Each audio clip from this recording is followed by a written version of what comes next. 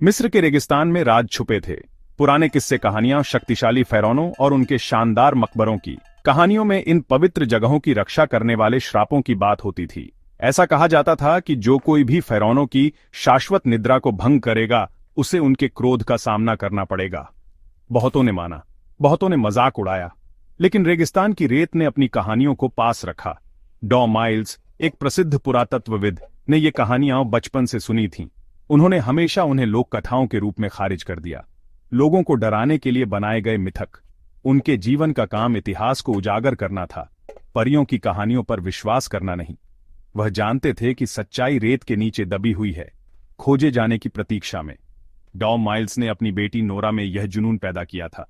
Nora, एक प्रतिभाशाली इतिहासकार, ने अपने पिता की ज्ञान की प्यास साझा की। वह उनके नवीनतम अभियान में शामिल हुई थी। उसे कम ही पता था कि यह रोमांच उनके साहस और उनके विश्वासों की परीक्षा लेगा। मिस्र का सूरज खुदाई स्थल पर चमक रहा था। अनुभवी पुरातत्वविदों और उत्सुक छात्रों की टीम अथक परिश्रम कर रही थी। वे एक ऐसे रहस्य को उजागर करने वाले थे जो सहस्राब्दियों से छिपा हुआ था। उनके उपकरण प्रत्याशा से गूंज रहे थे। वे इतिहास को फिर से लिखने वाले थे, लेकिन किस कीमत पर? डॉ माइल्स ने चकाचौंध से बचने के लिए अपनी टोपी ठीक की। उन्होंने पैनी नजर से साइट का सर्वेक्षण किया। वर्षों के अनुभव ने उन्हें सिखाया था कि धैर्य एक अच्छे कुदाल की तरह ही महत्वपूर्ण है। उन्होंने अपनी टीम के सावधानीपूर्वक काम की निगरानी की। रेत का हर कण एक सुराग, पहेली का एक टुकड़ा हो सकता है जिसे वे श्रमसाध्य रूप से जोड़ रहे थे। याद रखें, उन्होंने उन्हें याद दिलाया, हम यहां इतिहास से निपट रहे हैं, खजाने से नहीं। प्रत्येक कलाकृति, प्रत्येक शिलालेख अतीत की एक खिड़की है। नोरा ने उत्साह से चमकती आंखों से मिट्टी के बर्तनों के एक टूटे हुए टुकड़े से सावधानीपूर्वक रेत को हटाया। यह आशाजनक लग रहा है पिताजी, उसने कहा। उसकी आवाज मुश्किल से फुसफुसा रही थी।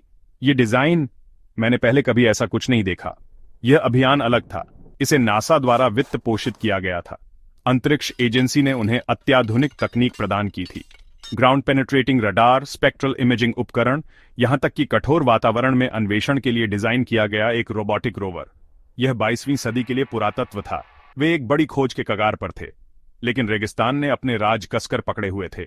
चलो खुद से आगे नहीं बढ़ते, नोरा, डॉ माइल्स ने चेतावनी दी। उनकी आवाज उत्साह और घबराहट का मिश्रण थी। हमने अभी सतह को खरोंचना शुरू ही किया है। ग्राउंड पेनिट्रेटिंग रडार ने रेगिस्तानी जमीन को स्कैन करते हुए एक तेज आवाज निकाली। डॉ माइल्स और नोरा मॉनिटर के चारों ओर घूम गए। उनके चेहरे टिमटिमाती स्क्रीन से रोशन हो रहे थे।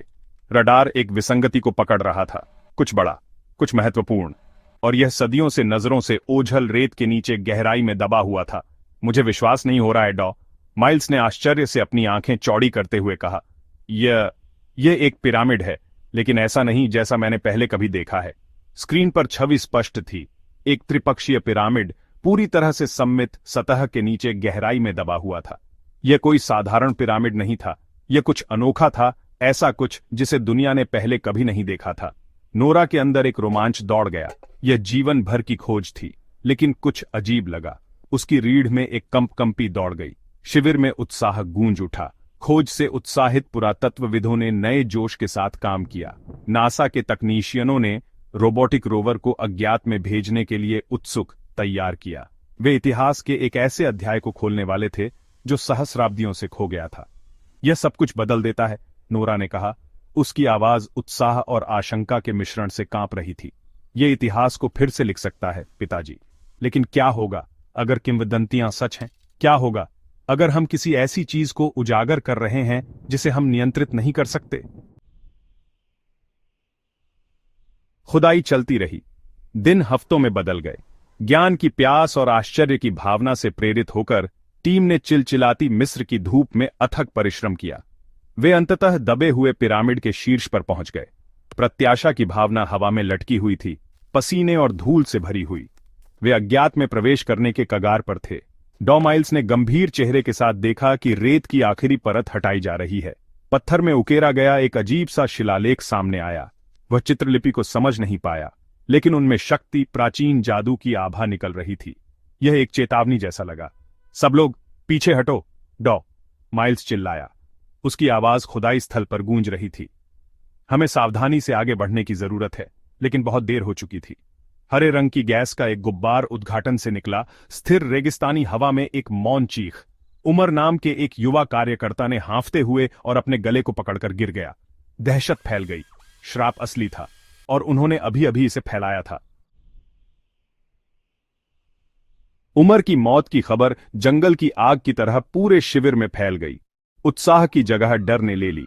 श्राप की फुसफुसाहट, जिसे कभी केवल अंधविश्वास माना जाता था, अब द्रुतशीतन वास्तविकता का भार उठाती थी।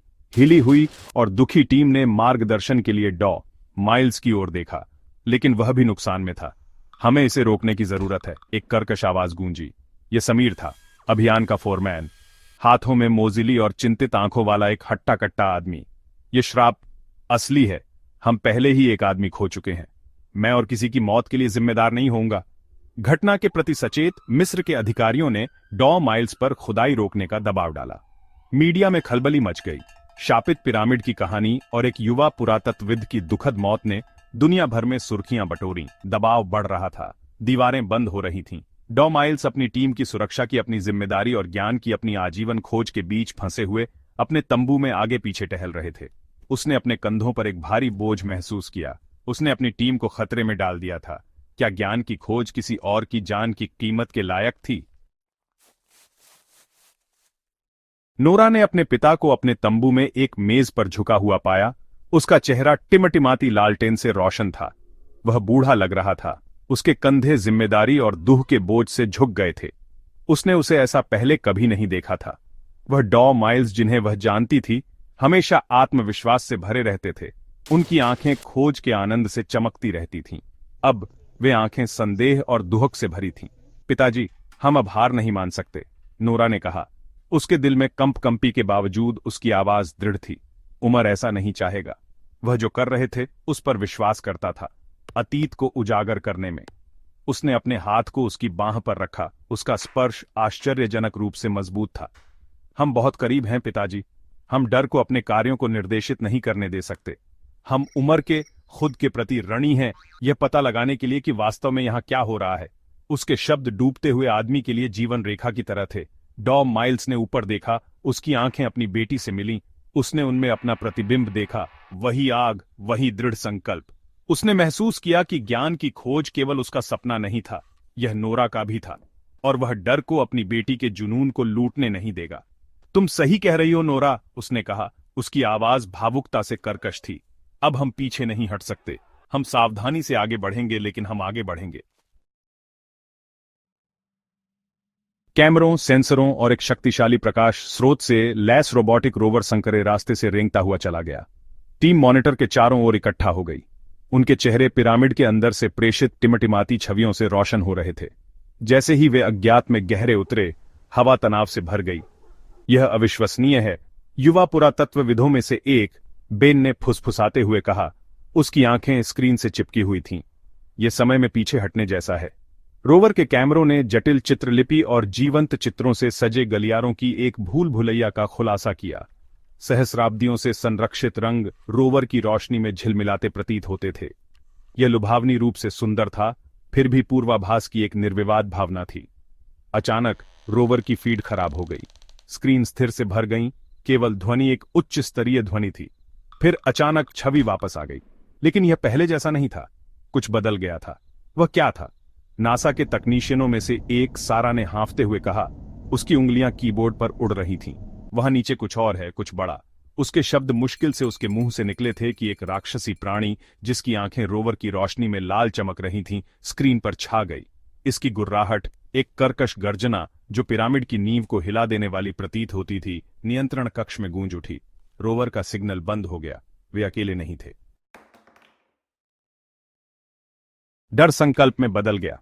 टीम उमर के लिए अपने दुख और सच्चाई को उजागर करने के अपने दृढ़ संकल्प में एकजुट होकर खुद पिरामिड में प्रवेश करने का फैसला किया। उन्होंने सुरक्षात्मक गियर पहने। उनके बैकपैक्स आपूर्ति से भरे हुए थे। उनके दिल डर और उत्साह के मिश्रण से धड़क रहे थे। वे अतीत के रहस्यों के साथ आमने सामने आने वाले थे। करीब रहो, माइल्स ने निर्देश दिया। उसकी आवाज संकरे रास्ते में गूंज रही थी। और सतर्क रहे।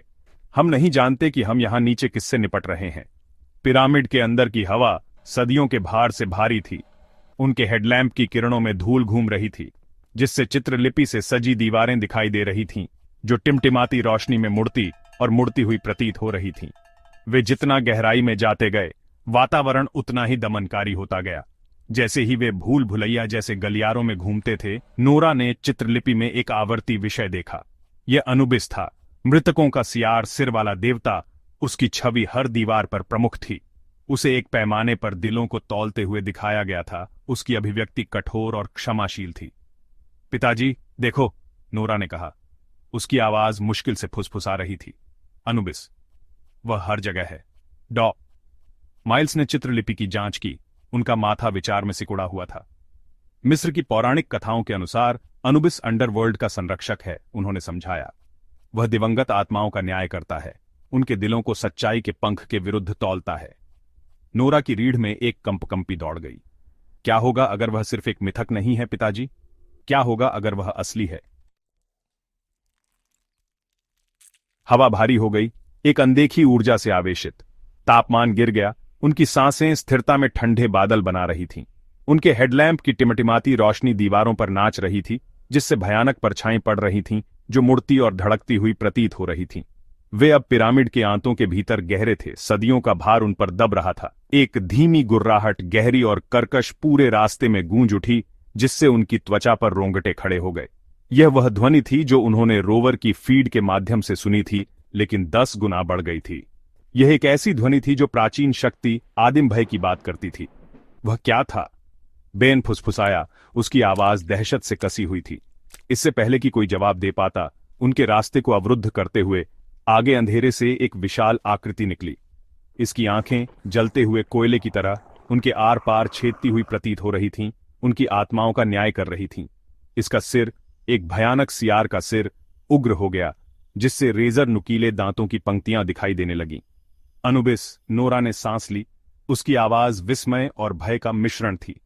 प्राणी, मृत्यु के प्राचीन मिस्र के देवता का अवतार, उनके और जो भी रहस्य पिरामिड के केंद्र में छिपे हुए थे, उनके बीच खड़ा था। यह अंडरवर्ल्ड का संरक्षक था और यह जाग गया था।